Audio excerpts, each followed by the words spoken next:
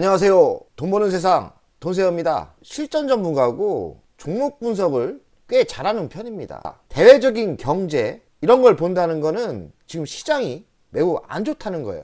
대외적인 경제 이런 실력이 많이 늘었습니다. 저도 살려니까 공부해야겠더라고요.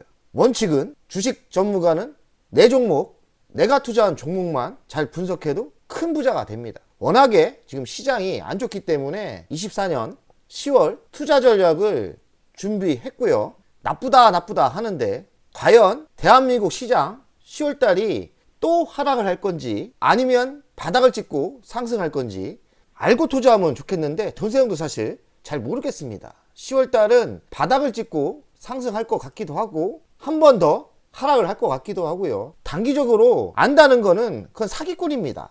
돈세형 사실 모르겠습니다. 분명한 것은 저는 그걸 알겠습니다. 내년 미국 연준 금리가 하락을 하기 시작하고 바닥을 찍고 상승을 하면 대한민국이 다시 종합주가가 3,000, 3,300, 4,000까지 날아가는 그런 강세장이 분명히 온다는 건 알겠습니다. 한 3년 내에 화려한 강세장이 올 거예요. 그때까지 우리는 버티고 중요한 타임 때 주식을 매수해서 부의 기회를 잡아야 됩니다. 가장 중요한 거는 연준 금리예요. 연준 금리가 7월 달에 0.25를 올리고 9월 달에는 안 올렸습니다. 수표로 갔죠. 하지만 파월은 금리를 한번 더 올린다고 합니다. 연준 금리는 5.5가 맞아요. 9월 달에 쉬었고요. 한 번 더 올린다는 그런 악재로 주식시장이 대외적으로 금리가 한 번 더 올린다는 악재로 미국 시장이 많은 조정이 있었어요. 연준 금리가 한 번 정도는 더 올릴 수도 있다고 생각해요. 유가가 좀 올랐죠. 물가가 잘 안 잡히고 있고 그런 이유인데 하지만 5.5는 역대 최고의 금리입니다. 저는 사실 금리를 안 올린다 생각해요. 수평으로 지속적으로 가다가 내년 여름 지나서 물가가 잡혔을 때 금리를 내린다고 생각해요. 지금 5.5도 매우 높은 금리라고 저는 생각하거든요. 미국 셧다운 이후에 시장 안도 이 셧다운이 악재가 됐었는데 어쨌든 통과된 것 같습니다. 주요 변수는 여전히 금리가 가장 중요해요. 미국과 한국의 금리 차는 역대 최고입니다. 지금 15개월째라는데 한국은 금리를 올릴 수가 없어요. 금리를 올렸다가는 우리 경제는 절단 날 수도 있습니다. 우리나라는 그렇게 물가가 그렇게 높진 않아요. 금리를 안 올리는 게 저는 맞다고 생각해요. 주담대 금리가 7% 찍은 금리가 연말에 8%까지 오른다. 이런 악재가 지금 많습니다. 연준 긴축 장기화 가능성에 최악의 월간 실적 기록했다. 9월 달에 미국 시장이 안 좋았던 거는 연준 금리가 맞아요. 그래서 연준 금리가 과연 언제 꺾일 건지 저는 내년 여름 지나면 연준 금리가 꺾인다고 생각하거든요. 그러면 뭡니까? 적어도 내년 여름까지만 버티면 우리에게 희망이 있다. 이렇게 생각합니다. 지금까지 버텨왔지 않습니까? 버티셔야 됩니다. 연준 금리가 중요하고요. 그 다음으로 원달러 환율이 중요해요. 1355입니다. 저번 방송 때보다 원달러 환율이 올랐어요. 대한민국의 악재죠. 이렇게 좀 하락하면 좋겠는데 좀 올라가는 분위기입니다. 달러 인덱스, 달러의 기준이죠. 달러 인덱스도 지금 올라가고 있어요. 상승이죠. 꺾이면 좋겠는데 이 모든 게 연준 금리에 달렸습니다. 연준 금리가 꺾인다? 다 빠집니다. 대외적인 경제, 이 국제 정세나 미국 연준 금리가 신호탄을 줄 거예요. 연준 금리가 언제 꺾일지만 아시면 돼요. 신도 아니지만 내년 여름 지나서는 꺾인다 생각합니다. 그때까지 잘 버티시면 모든 대외적인 이 원달러도 조건이 좋아질 거고요. 달러 인덱스도 가치가 떨어진다고 생각해요. 대한민국의 외국인 매수세가 급격히 늘어날 거예요. 그런 좋은 장이 분명히 올 겁니다. 그때까지만 잘 버티시면 될 것 같은데요. 제가 이 자료는 금융시장이 무너졌을 때 전 세계 글로벌 시장이 나빴을 때 데이터인데 시스템이 붕괴됐을 때는 고점에서 50%가 하락을 합니다. 그리고 금융시장 위기, 한 두 번째 위기죠. 한 35% 정도 하락을 합니다. 그러면 지금은 시스템 붕괴냐? 저는 시스템 붕괴라고 생각 안 해요. 미국이 물가를 잡기 위해서 금융시장을 억지로 짓누르고 있는 거예요. 그러니 금융시장 위기 마이너스 35라 봅니다. 이 정도로 보진 않아요. 환율이 1355원, 환율이 꺾일 때 매수세가 전환되면서 바닥은 돈세형이 보기에는 작년 22년 9월 달에 바닥을 찍었다고 생각해요. 여기는 23년 24년 3월, 4월 금리 인하 시작 중이라 생각하는데 좀 늦춰지지 않을까 생각을 합니다. 24년 봄부터 금리가 꺾인다고 생각하는데 그러면 좋은데 내년 9월 여름 지나서 금리가 꺾인다 생각해요. 의외로 장기전을 준비해야 된다고 생각해요. 금리가 꺾기 시작하면 금융장세가 펼쳐집니다. 9월이지만 저는 6개월 선행을 하기 때문에 내년 봄부터 내년 1월부터 주시장은 턴한다 생각해요. 주식은 6개월 선행을 하지 않습니까? 24년 하반기부터 금리를 꺾인다. 23년 10월 전환점이라 해놨는데 조금 늦어질 수도 있습니다. 조금 늦어질 수도 있어요. 물가가 오르면서 금리를 올리고 그리고 역금융 장세가 됐고 그러면서 실적은 나빠지죠. 역실적 장세가 펼쳐져요. 그리고 금리가 바닥을 찍으면서 금융 장세가 펼쳐지고 금융 장세 뒤는 실적 장세가 펼쳐지는 겁니다. 이런 식으로 흘러갈 건데 바닥은 언제냐? 바닥은 아무도 몰라요. 당장 오늘이 바닥일 수도 있고 한 6개월, 1년 늦어질 수도 있어요. 중요한 건 뭐냐? 좀 늦어질 뿐이지 결국에는 순환을 하기 때문에 금융장세가 오고 실적장세가 옵니다. 핵심은 이거예요. 금리가 내려올 때 신호를 줄 거고 금융자세가 펼쳐질 건데 금리가 내려박을 때는 아무도 모르지만 내년 여름 이룰 것 같다. 좀 더 늦어질 수 있다는 거죠. 좀 늦어질 수 있다는 게 핵심입니다. 저희가 지금까지 버텼는데 6개월 길게는 1년만 더 힘들더라도 버텨주시면 큰 시장이 온다는 거죠. 중요한 건 작년보다는 매우 유리해졌다. 이 그래프는 뭐냐면 우크라이나 사태 때문에 무너지기 시작했고 중국 제로 코로나가 있었죠. 통제를 하고 코로나에 중국이 제로 코로나 하면서 침체를 했죠. 그래서 중국 코로나가 있었고 그리고 이번에는 또 중국 부동산 침체가 온다고 합니다. 중국의 침체가 오는 거는 맞는 것 같고요. 그렇다고 폭삭 망하지는 않을 것 같아요. 중국이 쫄딱 망하지는 않는다. 어느 정도 기본기는 있는 나라라고 생각합니다. 여기서는 23년 상반기부터 경기가 턴어라운드 한다는데 좀 늦어질 것 같아요. 6개월이나 1년 늦어질 거라고 생각합니다. 6개월 늦게 보자. 보수적으로 보자는 게 제 의견입니다. 중국 부동산 위기, 탈중국 더 위기다. 중국의 위기는 맞는 것 같은데 그렇다고 쫄딱 망하지는 않을 것 같아요. 침체로 가는 거지 망하지는 않을 것 같다. 중국이 공산당이기 때문에 어느 정도 통제가 가능한 나라가 중국이에요. 그 장점도 있죠. 중국 부동산 위기 상징 헝다 또 거래 중단했다. 여기가 또 들쑥들쑥합니다. 부동산 위기에 떠는 중국은행 왜냐하면 빚을 많이 빌려줬기 때문에 부실 대출이 165조 원에 된다는데 여기가 끔찍끔찍하죠. 공산당이기 때문에 감추던지 아니면 뭐 한 방에 어떻게 해결하든지 시진핑이 알아서 할 겁니다. 우리가 걱정할 건 아니에요. 중국 경제 이대로 중국 경제 이대로 가라앉나? 다시 비상하나? 저는 비상하지는 않는다고 생각하지만 그렇다고 폭삭 망하지 않는다 생각해요. 어느 정도 수평으로 갔다 조금 올라갔다 뭐 이런 분위기. 그러나 옛날처럼 뭐 이런 비상은 없을 거다. 중국이 적이 많이 생겼어요. 이 독재 정치 때문에 독재는 결국에 망합니다. 그리고 공산당은 결국엔 망해요.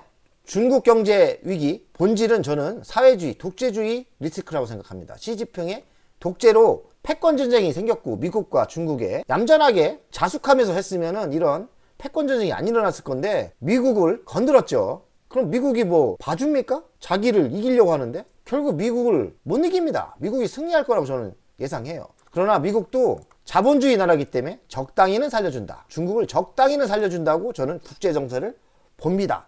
그렇기 때문에 최악까지는 가지 않는다고 생각해요. 뭐 여기도 청년 실업이 뭐 23%나 되죠.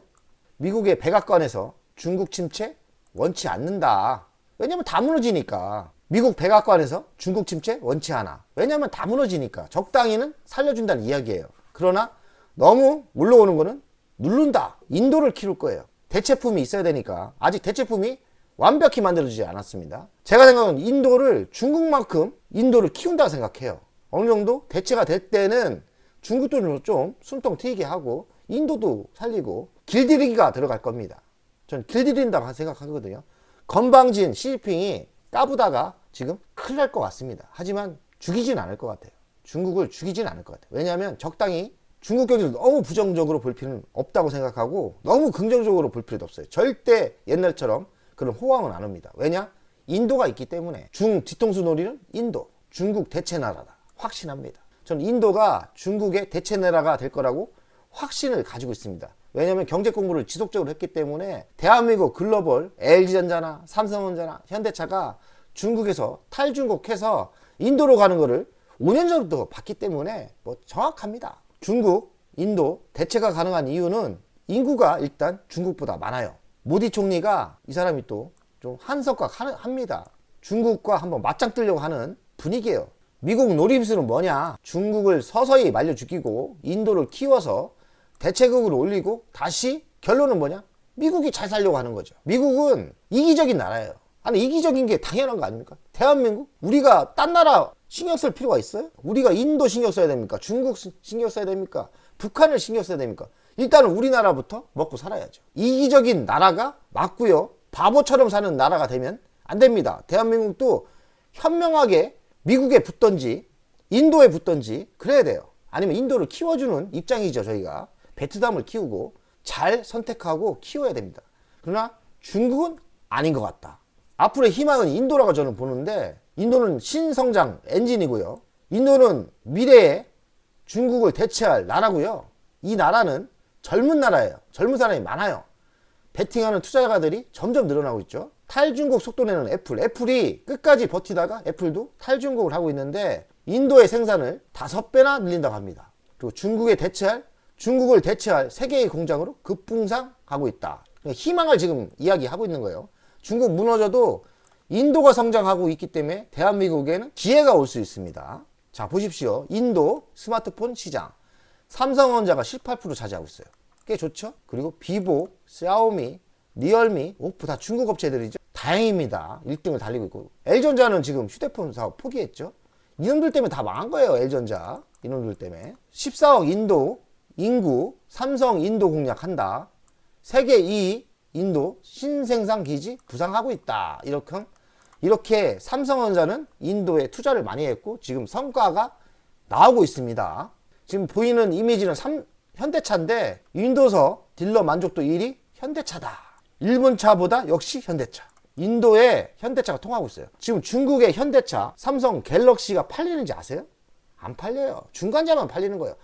정신 좀 차려야 됩니다. 대한민국 사람들.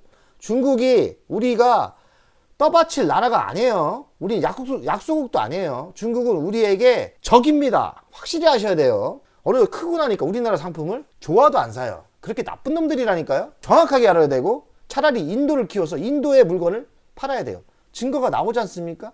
인도 시장은 우리나라가 해볼 만한 시장입니다. 그 이유는 인도와 우리는 엮인 게 없어요. 전쟁도 한 번도 안 했고 국토 정쟁을 할 필요도 없어요. 땅이 붙지도 않아요. 또 역사를 아셔야 되는 게 인도와 중국이 앙숙이에요. 그래서 우리는 인도와 중국을 잘 비교하고 잘 이용해야 돼요. 인도를 좀 키울 필요가 있죠. 이게 국제 정세 아닌가요? 국제 외교고요. 너무 나쁘게 볼 필요 없고 중국 시장이 꺾인다고 해서 크게 보면 우리나라에겐 기회예요. 나쁘지 않아요. 중국 망하든 지금 우리 괜찮다니까요. 나쁘지 않아요. 인도, 영국 제치고 세계 5위 경제대국 대체, 중국을 대체한다는 뜻이죠. 인도가 이렇게 급성장할 거예요. 대한민국 종합 주가입니다. 월간인데요. 2,500이 무너졌어요. 저번 방송할 때보다 음봉이 하나 더 그려졌죠. 이제 대외적인 악재가 더 심해지면 저는 여기가 바닥이라고 생각하는데 이 바닥이 한 2,300이더라고요. 2,300이 2,350이나 2,300이 바닥일 건데 여기까지 하락을 하면 끝까지 하락을 하는 거고요. 2,350을 왜 이야기하냐? 절단 나도 2,350이 바닥이다. 바닥일 가능성이 많다. 이 정도가 바닥일 가능성이 많으니까 빠져봐야 한 100포인트 2465에서 빠져봐야 100포인트라고 생각합니다. 언젠가는 다시 우상향 가는 그런 시기가 올 거예요. 역사를 보면 1년 6개월 상승하는 시기가 오죠. 한 번 옵니다. 한 번. 순환하기 때문에 한 번은 이런 강세장이 올 거예요. 그때까지 우리는 기다려면 되고요. 22년 9월 최저가였다고 생각합니다. 이때가 최저가였다고 생각해요. 이때 2134까지 빠졌죠. 최고점에서 35.64%였어요. 정확하게. 아까 이야기한 금융위기 때 35.64%가 최고의 바닥이라고 했죠. 정확하지 않습니까? 이게 또 데이터가 있어야 돼요. 뭐 시스템이 붕괴되면 50%까지 하락을 한다는데 이 시기는 아니에요. 이 시스템이 붕괴되는 반토막 나는 그런 시기가 아니기 때문에 22년 9월이 바닥을 찍었다고 생각해요.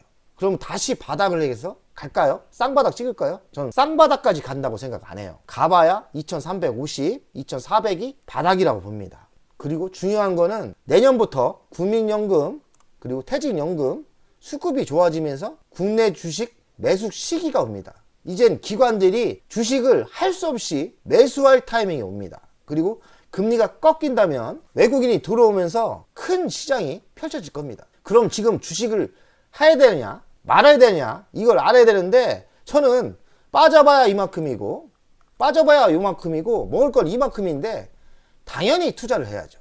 돈이 있다면 이만큼 손해보더라도 투자하고 더 빠지면 더 매수하고 이만큼을 먹어야죠. 이만큼 먹을 시기는 분명히 당장 올 수도 있고 6개월, 1년 내에 옵니다. 그게 핵심입니다. 그럼 어디에 투자를 해야 되냐? 10년 미래가 좋은 섹터에, 성장이 있는 섹터에 투자를 해야 되고, 그 중에서도 대장주 투자하는 게 미래 섹터가 좋은 섹터가 자율주행, 부품, L전자, LG유니태, 모트렉스 같은 거 있죠? HL만도, 현대오토에버, 초량주가 있습니다. 그리고 미래차, 반도체, LX세미콘 있고요. 텔레치스 있고, 칩시엠 미디어, 네스트칩, DB하이텍 이렇게 있습니다. 그리고 로봇은 지금 핫한데 두산 있고, 로보로봇, 로보스타, 레인보우 로보스티스 이거 많이 갔죠? 이런 건 좀 보류하세요. 로보티즈 많이 상승한 거는 추격 매수 하시면 안 돼요. 우주항공은 내년 정도 좋다고 생각하는데 하나 시스템, 섹트레가이가 있죠.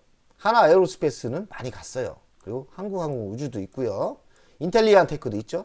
1등이 섹트레가이, 2등이 하나 시스템이라고 생각합니다. 미래자동차 2차전지는 영원한 성장주예요. 지금 원래 대장주였던 LG화학, LG에너지솔루션, SK이노베이션, 삼성 SDI 같은 종목이 다시 한번 상승할 거라고 예상합니다. 10년 미래가 좋은 섹터에 주간 차트, 월간 차트를 보면서 바닥에 매수를 하시면 저는 쫄 필요가 없고 주식을 매수해야 된다고 생각합니다. 6개월 뒤, 1년 내에 강세장으로 전환을 할 겁니다. 그 신호는 미국의 연준 금리가 신호를 줄 거다. 그러니 연준 금리가 내린다는 이야기가 들리면 그때부터는 좀 주식을 편히 벌 수 있는 그런 시기가 분명히 올 겁니다. 그때까지 우리는 잘 버티면 됩니다. 고만 빠지고 상승했으면 좋겠습니다. 버티기 힘들어요. 어찌겠습니까? 큰 돈을 벌려면 버텨야 되고 이 조정을 몸으로 막아야 됩니다. 돈세원 가족 여러분들 10월달도 조정이 있을 수는 있지만 좀 독한 마음으로 버티는 분위기로 가겠습니다.